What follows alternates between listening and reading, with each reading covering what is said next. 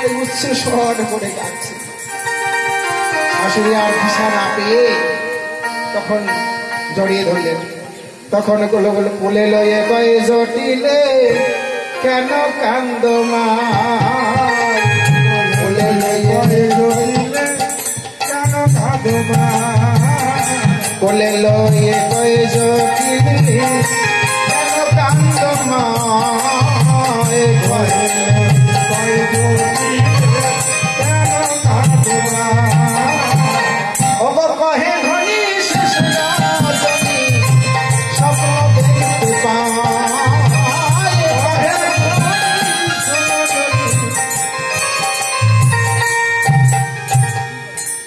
কোলে লয়ে আদর করছে আর স্বপ্নের কথা বলছে। কি দেখলে?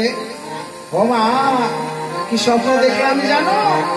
আমি যার স্বপ্নে দর্শন করেছি এ কথা বলার নয়। কেন, কি স্বপ্ন দেখলে এমন বলো? আমাদের কোনো অমঙ্গল, অমঙ্গলে কিনা জানি না, কিন্তু এটা দেখেছি মা, কি জানো? হ্যাঁ দেখলাম করস খোয়ারে বসি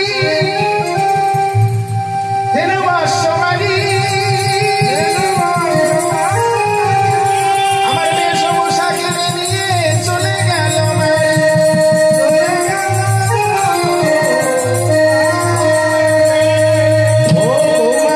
কি সর্বনাশী কথা!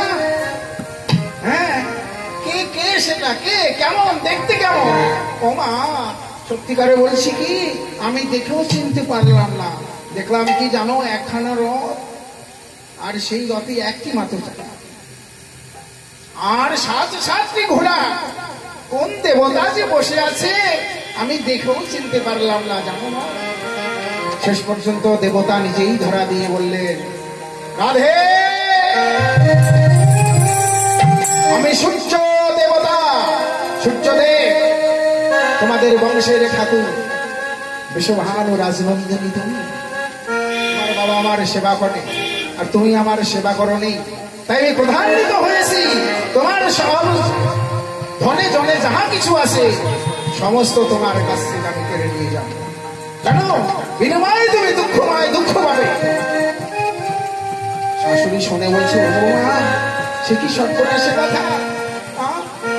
এত দুর্দর্শ কথা বললো তুমি, ঠাকুরকে বললে না, সে দেবতাকে বললে না, কিসে তার প্রশম হবে? আবার মা, জানো কত কর ধরে মিনতি করলাম, শেষে বললো কি জানো মা? বললো সূর্যদেবের পূজা করলে সকলে বিপদে যাবে, নইলে পতির যে দূরে গতি, তাই মরি মা ভেবে মরি মা। শাশুড়ি মা শুনেই বললেন, সে কি বৌমা, সাধারণ কথার জন্য কাঁদছো? সূর্য পূজা করতে যাবে, ভালো কথা, তাই না? এবার এমন কি, সূর্য পূজা করলেই যদি আমাদের বংশের মঙ্গল হয়, ঘরের মঙ্গল হয়, দোষ কিসে? যাও, আমি তোমায় অভয় দিচ্ছি, তুমি সমস্ত কিছু সাজিয়ে নাও, সূর্য পূজায় যাহা যাহা লাগে। হ্যাঁ, রাধারানী আমার শাশুড়ির অনুমতি নিয়ে যখন সকল সখীদের সঙ্গে করে নিয়ে চালাচ্ছে, কেন সময় একেবারে কাপড় বাঁধতে বাঁধতে এসছে, মা,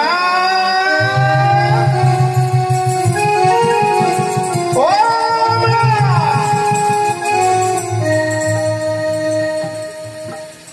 মা,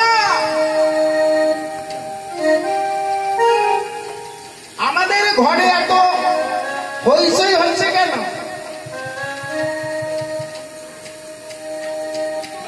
জটিলা বললেন, ও কটিলে জানিস নি, তোকে তো বলা হয়নি।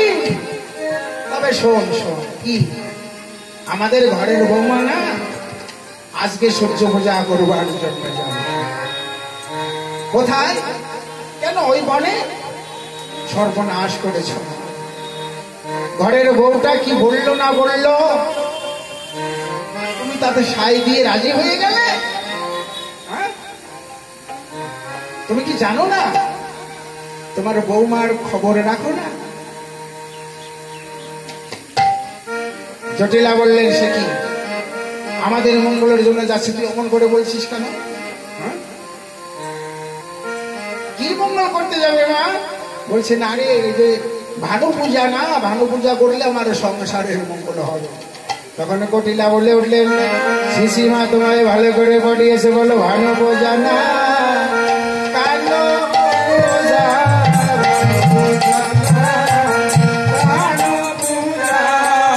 ভানু পূজা না, কালো পূজা, ভানু পূজা না, তোমায় পেয়ে বোঝাইছে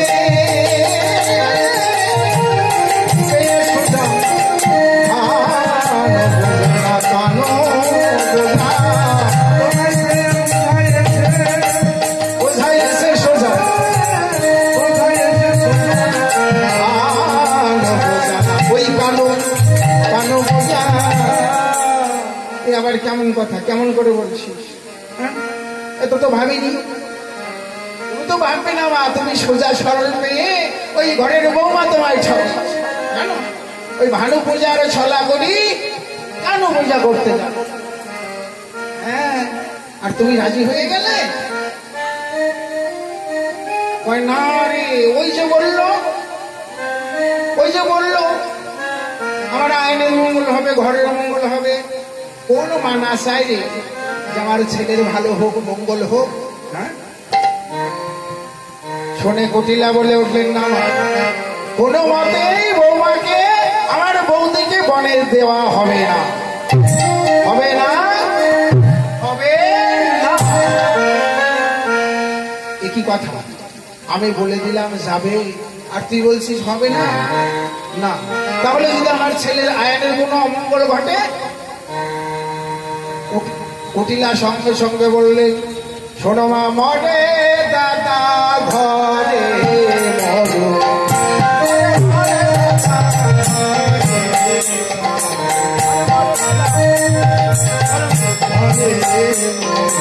ওরে মরে দাদা ঘরে মরো,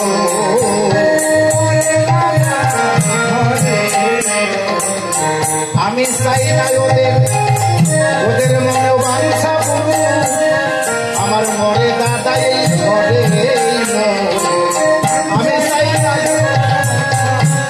বাঞ্ছা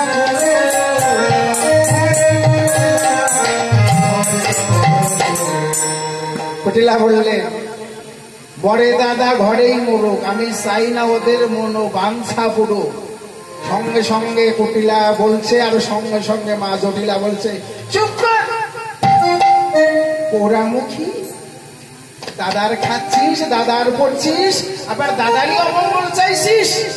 ছি ছি ছি ছি ছি কটিলে, এতদিন জানতাম তুই মানুষের সঙ্গে ঝগড়া করে বিরাট, আজ দেখছি তুই ঘরেও হিংসা করছিস।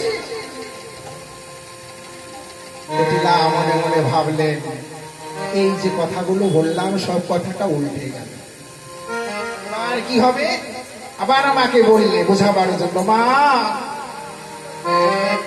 তুমি আমায় অমন করে বলতে পারলে? আমি না তোমার পেটের মেয়ে, আমি তোমায় মাত্র পরীক্ষা করছিলাম। জানো কি পরীক্ষা করছিলি? পরীক্ষা করছিলাম এই যে তুমি এই দাদাকে ভালোবাসো বেশি না আমায় ভালোবাসো বেশি। ওরে সর্বনাশী, তুই আগে বলবি তো? প্রশ্ন পদকর্তা বলছে, আগে বললে কি পরীক্ষার কোনো ফল হয়? তাই তোমায় আগে বলিনি, তোমায় শুধু পরীক্ষা করলাম। তা পরীক্ষা করে কি দেখলি? না মা, দেখলাম এই জগতে সব মায়েরাই ছেলেকেই ভালোবাসে, মেয়েকে কেউ ভালোবাসে না।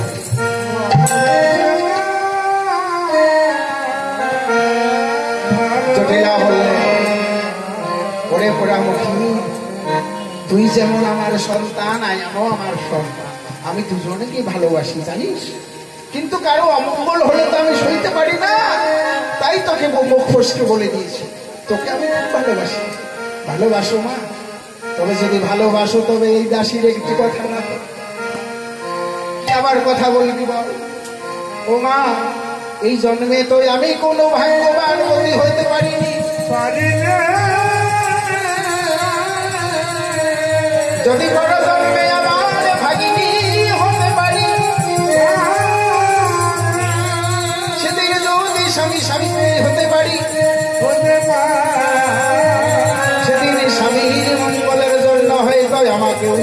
পূজা করতে হবে। তাই তোমার কাছে নিবেদন করি, কি করি জানো? আমি ওদের সঙ্গে যাই বিপিনে দেখব সকল কাজ, ওদের সঙ্গে যাই আমি ওদের সঙ্গে যাই বিপিনে দেখব সকল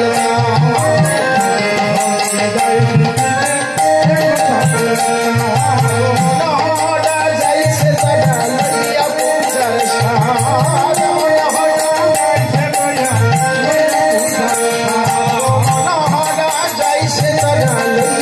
পূজার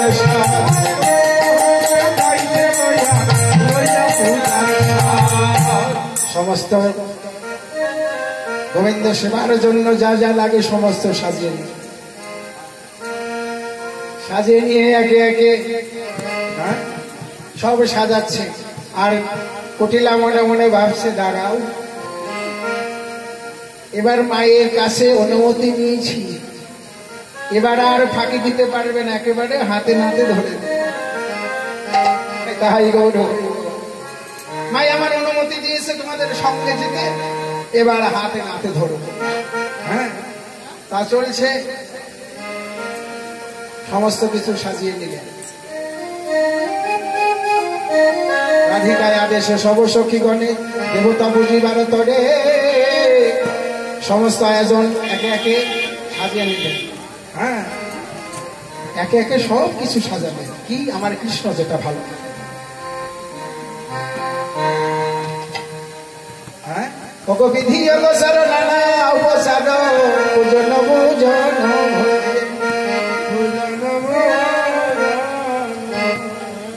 চেনি ফেনি কলা মাখন রসলা গৌরী কদম্ব তিলা পুরি বুয়া খাজা পেরা সর ভাজা আমার রাধিকা করিয়াছিলাম, রাধিকা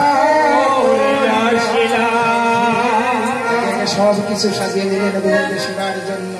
হ্যাঁ, সমস্ত কিছু সাজিয়ে নিলেন।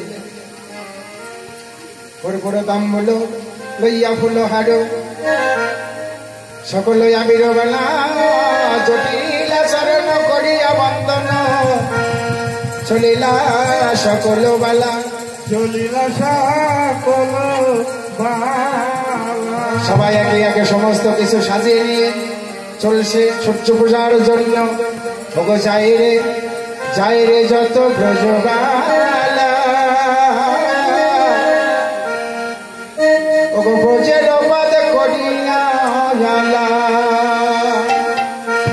যাই রে যত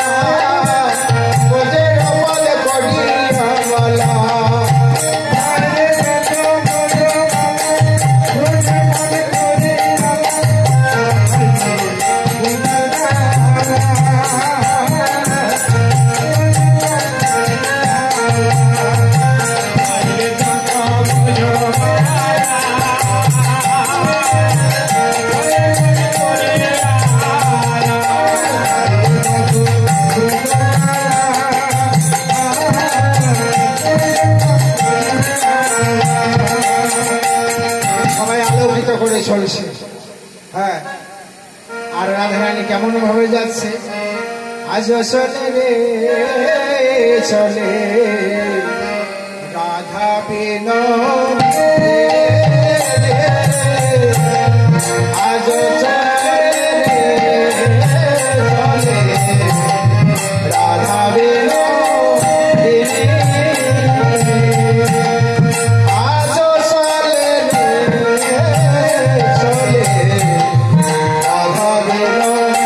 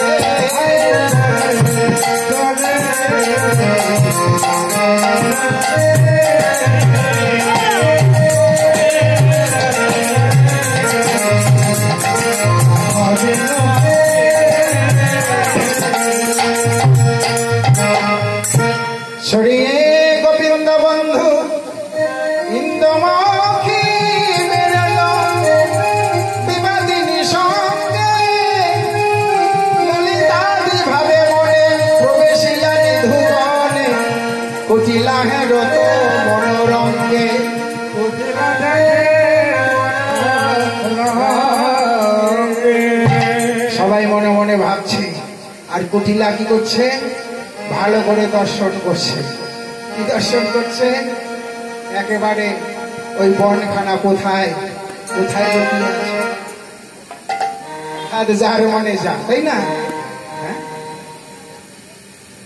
কি আর করবো মাসি একটু কান দিয়ে সত্যি কথা বলবো তাতে তোর বাড়িতে আসি আর না তাই না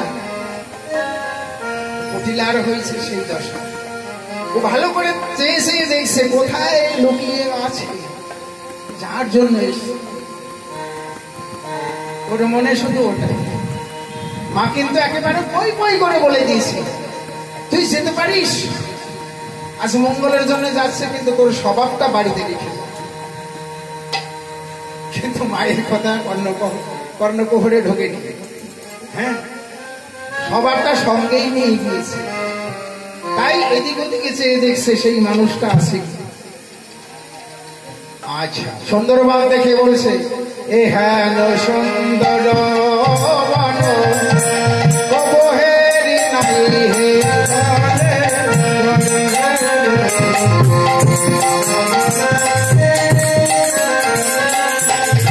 হেন সুন্দর বন আগে কবহেরি নাই হে চলে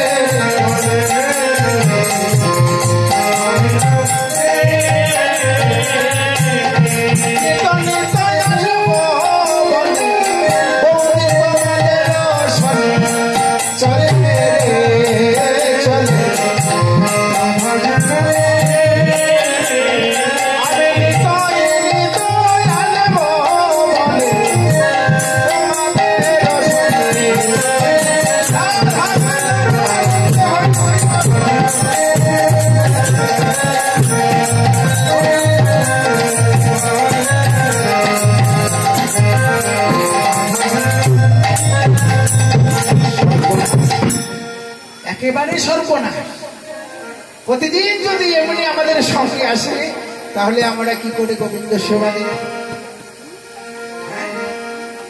তা যখন এইরকম করছে তখনই বলছে, বৌদি তুমি সত্যি করে বলো না, এখানে সুন্দরবন কে গড়েছে গো?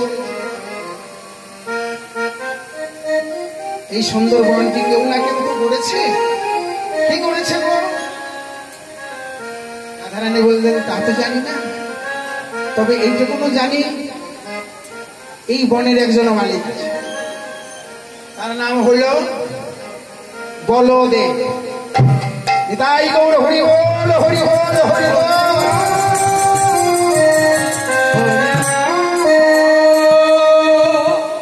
বলদেব দেখবেন মা ভালো ভালো আচ্ছা আচ্ছা ভালো ভালো কীর্তন আরো বলে থাকে, আমি তো ক্ষুদ্র কীর্তন। বলদেব তার কি এই ঈশা ঈশা শিং, ঈশা ঈশা কান, এইসা জিভা বলে না, অনেক বলে, কিন্তু এটা কিন্তু আমাদের অপরাধ হয়, এটা কিন্তু বিশাল অপরাধ হয়, কারণ এটা আমাদের কৃষ্ণ অবর্ণন হয়, নিন্দা করা হয়। আমার অনাদি আদি গোবিন্দের রূপ কি তাই? যার রূপে জগৎ ভুলে যায়, আর আমাদের মতো সাধারণ কীর্তনিয়াদা বলে থাকে বড় বড় কান, বড় বড় চোখ, এর নাম বলদেবতা। আরে না, এটা আমরা ভুল ব্যাখ্যা করে থাকি, ওখানে ডুবলে দেখা যায় ওটা কেন লিখেছে।